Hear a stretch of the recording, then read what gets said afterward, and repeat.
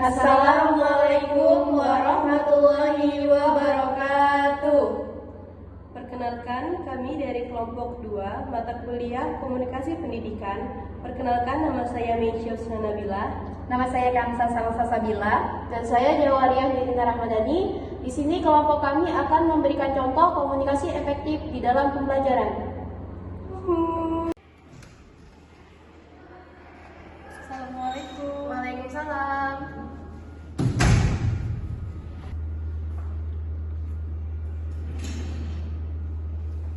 Selamat pagi. Baik, Assalamualaikum warahmatullahi wabarakatuh. Waalaikumsalam warahmatullahi wabarakatuh. Baik adik-adik, jadi hari ini kita akan membahas materi tentang problematika komunikasi dalam pendidikan. Yang pertama kita ketahui itu apa sih pengertian dari problematika komunikasi dalam pendidikan. Nah, problematika itu sendiri adalah dari bahasa Inggris yang awalnya itu problem atau masalah.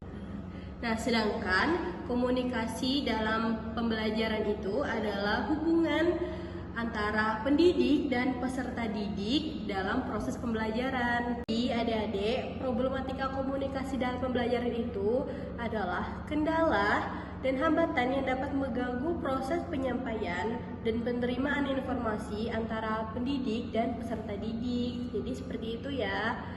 Saya akan memberikan beberapa contoh tentang problematika komunikasi dalam pembelajaran. Nah, yang pertama itu verbalisme. Maksud verbalisme itu adalah di mana guru itu hanya aktif sendiri, sedangkan siswanya tidak. Contohnya seperti mungkin gurunya menggunakan metode ceramah. Nah, itu kan hanya gurunya yang berperan aktif dalam komunikasi, sedangkan siswanya kurang aktif.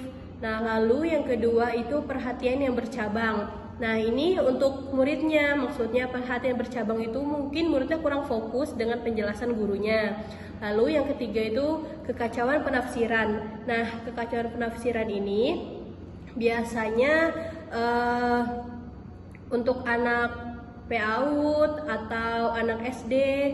Nah, gurunya mungkin menggunakan bahasa-bahasa ilmiah yang muridnya susah memahami, jadi mereka nggak tahu apa sih artinya, maksudnya apa sih maksud yang guru jelaskan. Nah, lalu selanjutnya itu tidak adanya tanggapan.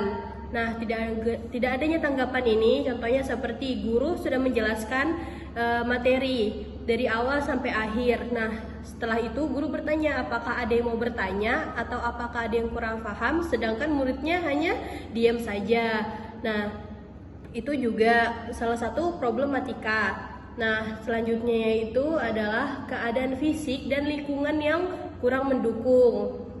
Contohnya seperti mungkin gurunya sedang tidak enak badan atau siswanya, kan itu bisa mengganggu proses komunikasi dalam pembelajaran. Nah, juga lingkungannya mungkin kelasnya yang kurang mendukung, panas, kursinya yang kurang bagus. Nah, seperti itu juga bisa mengganggu komunikasi dalam pembelajaran.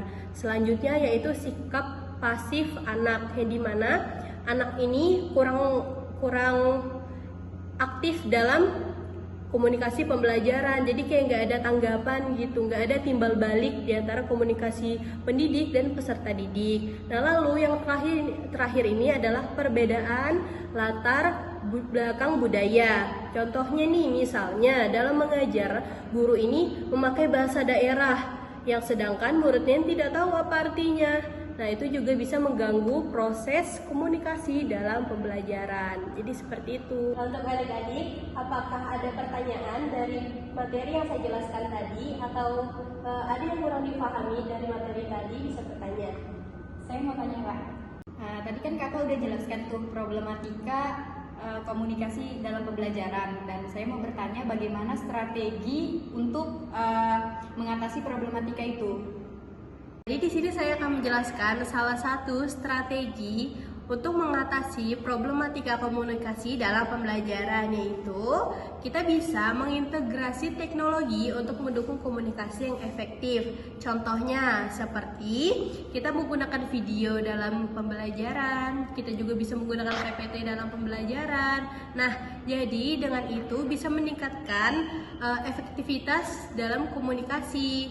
Nah, dengan seperti itu kan juga kita bisa membuat peserta didik lebih semangat dalam pembelajaran seperti itu. Ya baik, jadi bagaimana? Sudah paham belum dengan jawabannya? Sudah paham Kak? Terima kasih. Sama-sama. Baik, itulah penyampaian materi dari kelompok kami. Saya Zara Laziza, perwakilan dari kelompok 2, memohon maaf apabila dalam penyampaian video maupun editing video ada yang kurang. Sekian dan terima kasih. Wassalamualaikum warahmatullahi wabarakatuh.